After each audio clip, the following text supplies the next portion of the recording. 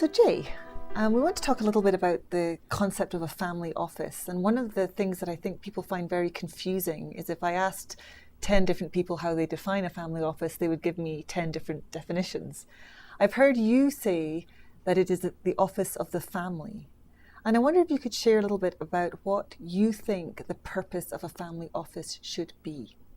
If a family is seeking to retard and avoid the shirt sleeve proverb, which essentially every family is, because it is the universal cultural reality, it needs help to do that.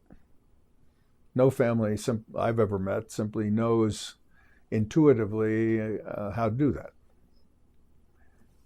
So wise people seek to aggregate competent advisors in different fields to help them with the issues that a family finds itself confronting in each generation. So a family office, as you were saying, is an office of a family, not an office of a person.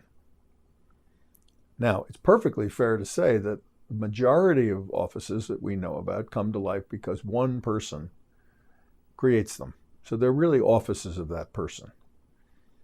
Whether those offices ever transition to being family offices, often they don't.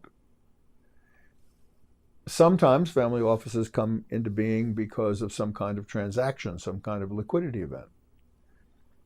Often they are nascent family offices because more than one person receives the fruits of that liquidity event.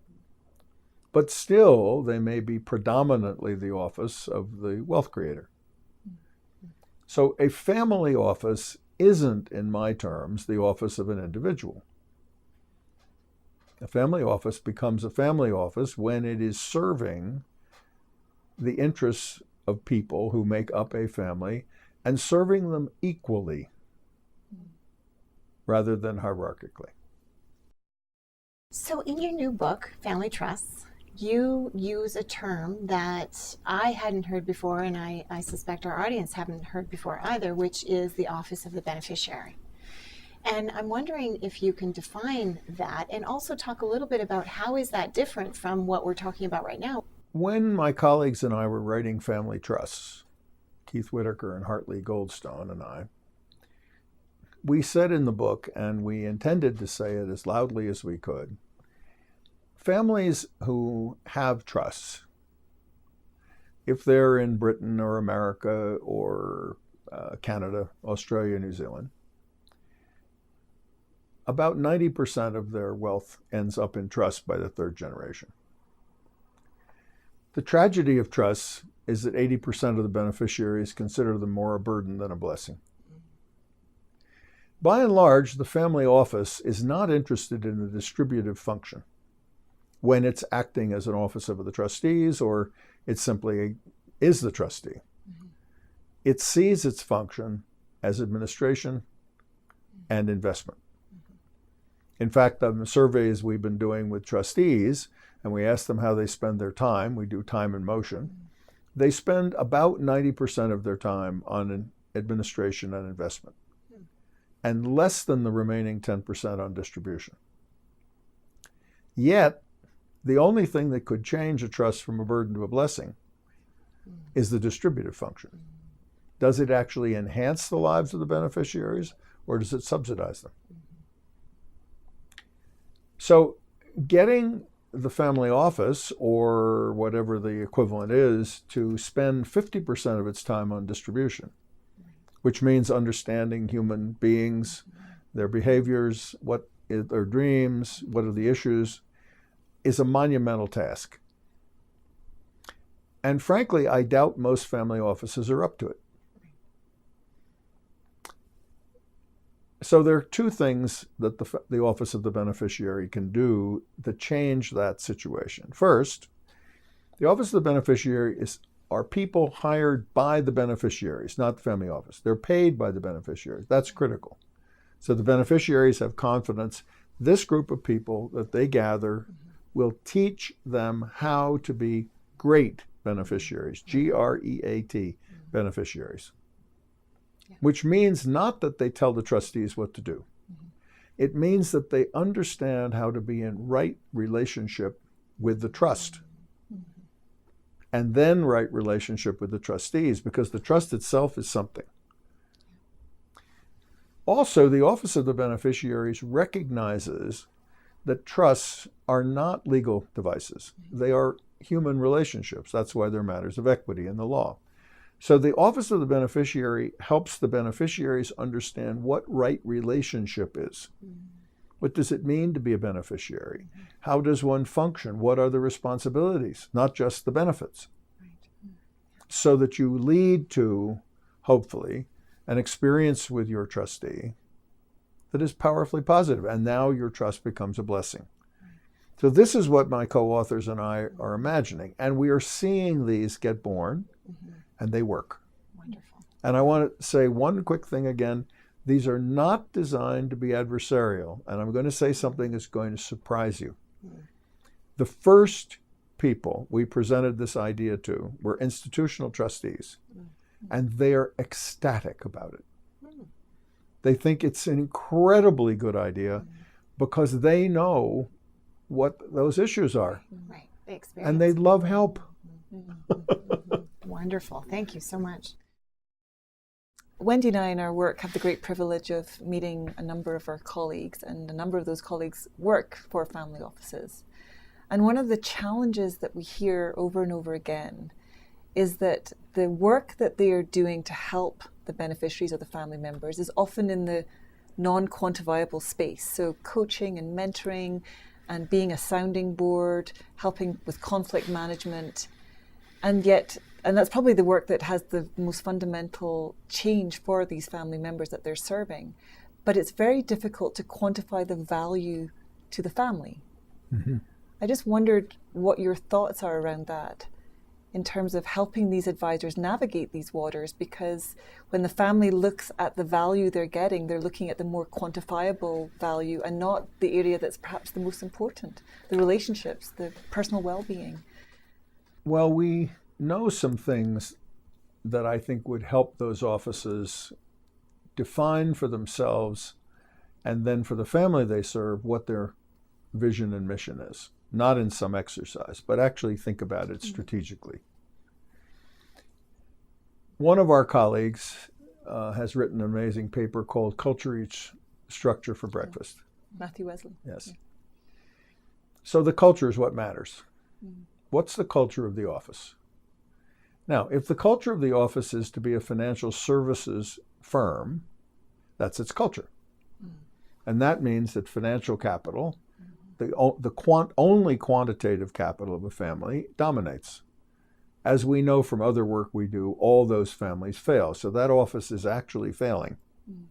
It's failing of its purpose. It's completing its duties technically, but it's failing strategically to grow a culture. We also know that all families have 4 qualitative capitals.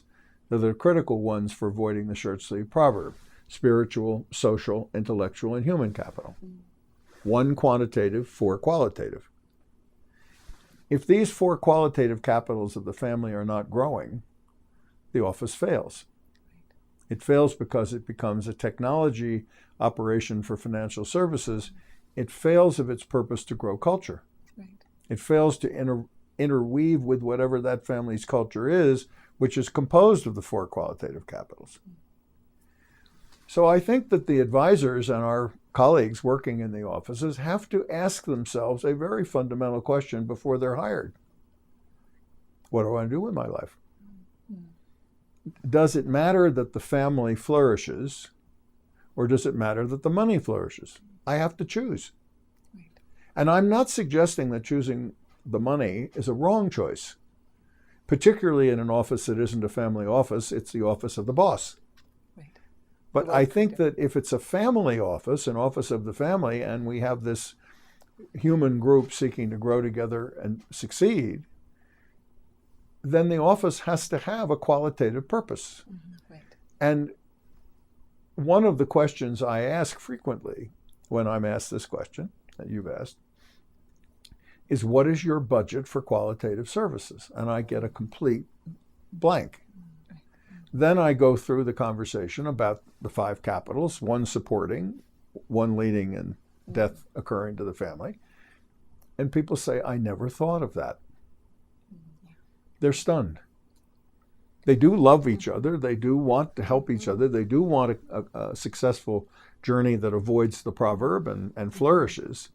But they have never actually thought about the question. So one short way in, I think, in family offices is if they could begin to have a division called human resources or chief learning function, just as any company their family invests in have, and actually look at the question of, well, what are our priorities? How do we expense for services? They would be doing themselves a huge favor. Both the advisors would have a more interesting life if they're interested in the qualitative capitals growing, and the family would have a much better potential outcome. Thank you. What thoughts, Jay, do you have around the potential for a family member or family members to be robbed of participating in normal adult-like activities such as getting a loan, buying a house, booking your travel, paying your visa, buying a car, in which a family office may provide those services for you? What are your thoughts on that? Can you share kind of your sense of how that might work for a family and how they balance that need out that they have to do it themselves, but also to have somebody take care of it for them?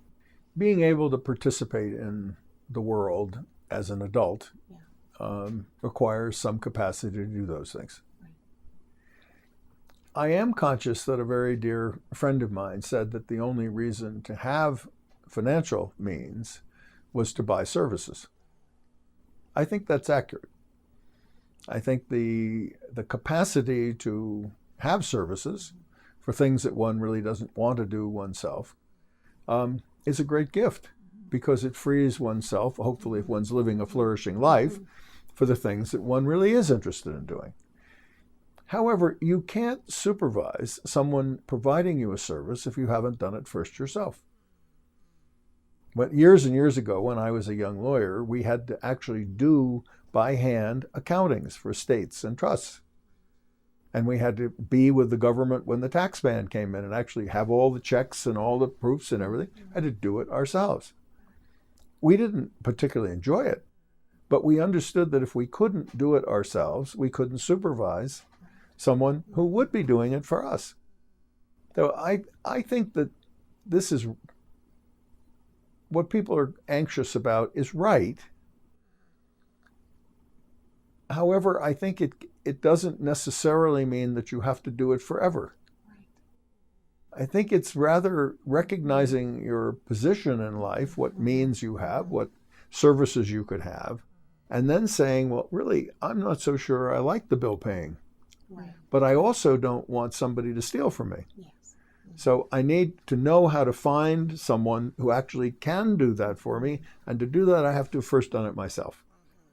So that's where I think the balance lies. Right. So the pathway is to, from a learning perspective, coming back yes. to this idea of learning and development, is to do it yourself and then yes. transition to someone who can do it for you. But you yes. get to choose what you want to transition. That's what, right. yes. And that's where I think we become adults. We take responsibility for our actions, okay. which is, I think, a pretty good definition of, well, where is my responsibility here? Thank you. Thank you, Jay.